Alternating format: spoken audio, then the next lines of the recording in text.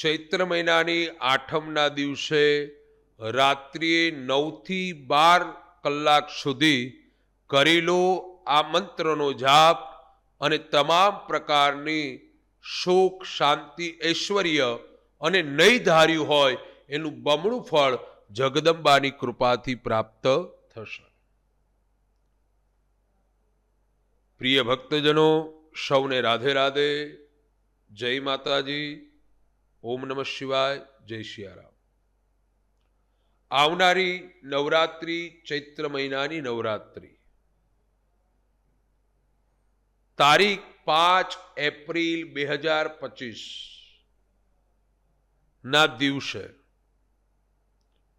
અષ્ટમી છે અને આઠમના દિવસે ભગવતીને રાજી કરવા માટે દિવ્ય મંત્ર છે. જ્યારે આપણે આસો મહિનાની નોરતા હોય અને નવલી નવરાત્રિના આઠમ આવે ત્યારે આપણે બધા જ નિવેદો કરતા હોય છે. હજુ ઘણા ચૈત્ર મહિનામાં પણ કરતા હશે, માને નિવેદ અર્પણ કરતા હશે. પણ કયો એવો દિવ્ય મંત્ર છે, કયો એવો મંત્ર છે, કઈ માળાથી કેવી રીતે આ મંત્રનો જાપ કરવો? અને આ વખતે એવો સરસ મજાનો સંગમ ભેગો થાય છે કે આઠમ છે, સાથે શનિવાર છે. આઠમ છે, સાથે શનિવાર છે અને સાથે સાથે ભગવતીને રાજી કરવા માટે આપ 9 થી 12 સમય આપને એટલા માટે બતાવું છું, રાત્રિનો સમય, કે એને નવરાત્રિ એટલે 9 રાત્રિના દિવસે ભગવતીને રાજી કરવા માટે ઉત્તમ જપ તપ બતાવ્યા છે. એમાંનું આપણી કોઈ પણ વિટમણા હશે. કોઈને લગ્ન ન થવા, કોઈને રૂપિયા ફસાઈ ગયા હશે, કોઈને પતિ પત્નીના ઝઘડા, કોઈને પોતાના દીકરા કે દીકરીના સંબોધિત કાર્યમાં પ્રોબ્લેમ, કોઈને બિઝનેસમાં પ્રોબ્લેમ, કોઈને શારીરિક પ્રોબ્લેમ, કોઈને માનસિક પ્રોબ્લેમ, કોઈ પણ વિટમણામાં આપ ઘેરાઈ ગયા હશો, અનેક મિલિયન સુધી, અનેક દૂર સુધી તમને ક્યાંય રસ્તો મળતો નથી, એવા લોકો ખાસ આ ઉપાયને કરજો. મંત્ર બહુ સરળ છે, બધા જ આ મંત્રને જાણો છો, પણ શ્રદ્ધા વળી ભેગી થાય ને ત્યારે ફળ મળે. ઘણા લોકો પ્રશ્ન કરે કે મહારાજ આવું બધું તો અમે કરી કરી થાકી ગયા. અરે વાલા, ભલે તમે કરીને થાકી ગયા, પણ કેવળ એક શ્રદ્ધાને તો અંદર ઉત્પન્ન કરો. હે, જ્યારે શ્રદ્ધા ભેળી ન થાય, જ્યારે શ્રદ્ધાનો સમય ભેગો થવો જોઈએ ને, ત્યારે એનું ફળ મળે. તો આઠમના દિવસે સવારથી જે કોઈ કાર્ય કરતા હોય કરવું છે, પણ રાત્રિએ 9 થી 12 સમયગાળામાં સ્નાન કરી 9 વાગે ભગવતી આગળ બેસી જવું.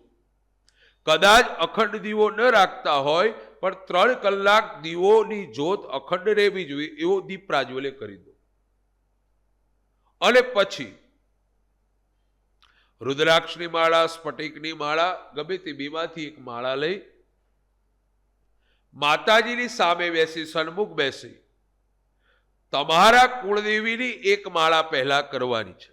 તમે ખોડિયાર માને માનતા હોય, તમે ઉમિયાજીને માનતા હોય, તમે અંબાજીને માનતા હોય, તમે ભુવનેશ્વરી માને માનતા હોય, તમે શેમ્પ્રદા માને માનતા હોય, તમે મહાલક્ષ્મીજીને માનતા હોય, જે પણ કુળદેવી તમારા હોય એ કુળદેવીની એક માળા કરવાની છે. પછી તમારે ઓમ ઐમ રેમ ક્લેમ ચામુંડા વિચ્ચે નમઃ 99 મંત્રની પછી માળાની શરૂઆત કરવાની છે.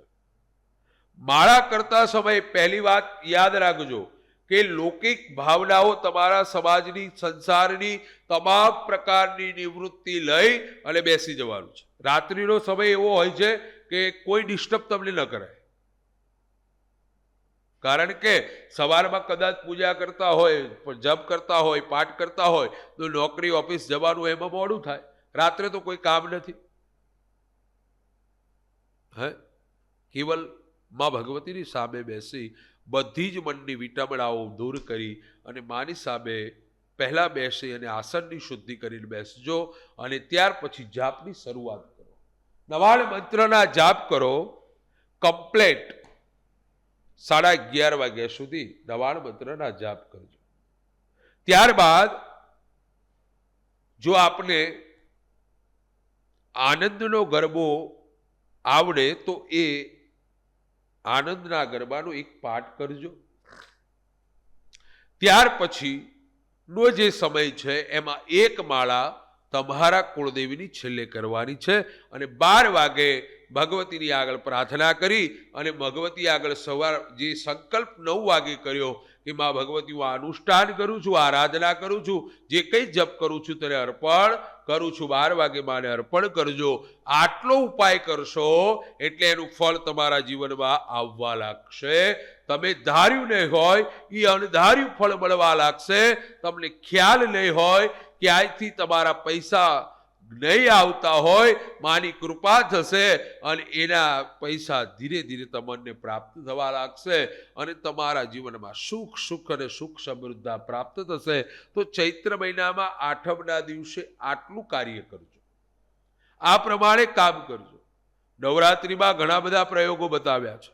નવરાત્રિમાં બતાવ્યું છે કે પહેલા 3 દિવસ મહાકાલી, બીજા 3 દિવસ મહાલક્ષ્મી, ત્રીજા 3 દિવસ મા સરસ્વતી, એની આરાધના બતાવીને દસમના દિવસે ત્રણેયનું એક સ્વરૂપ તમારા કુળદેવી એની આરાધના બતાવી છે.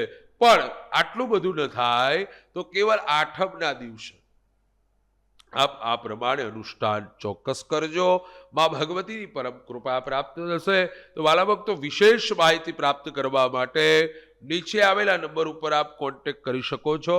સાથે સાથે જ્યોતિષ લગતું કામ, સાથે સાથે વાસ્તુશાસ્ત્ર લગતું કામ, સાથે સાથે કોઈ પણ દેવી ભાગવત, શિવપુરાણ, શ્રીમદ ભાગવત, શ્રી રામચરિત્ર માનસ આવી ભગવાનની કથાઓનું અધ્યયન કરાવવા માટે નીચે આવેલા નંબર ઉપર કોન્ટેક્ટ કરી શકો છો. રૂબરૂ મુલાકાત માટે આણંદ જિલ્લો, તારાપુર તાલુકો, મોરજગાંવ મને મુલાકાત કરી શકો છો. પણ આવતા પહેલા તમે મેસેજ કરજો, હું તમને સમય આપીશ. એ સમયે તમે રૂબરૂ આવી અને મુલાકાત પ્રાપ્ત કરી શકો છો. તો આવનારી આઠમના દિવસે કરી લો આ ઉપાય અને મા ભગવતીની આરાધના, આ અનુષ્ઠાન, મા ભગવતીની પરમ કૃપા તમારી ઉપર પ્રાપ્ત થશે. સૌને રાધે રાધે. જય માતાજી, જય સિયારામ. ઓમ નમઃ શિવાય.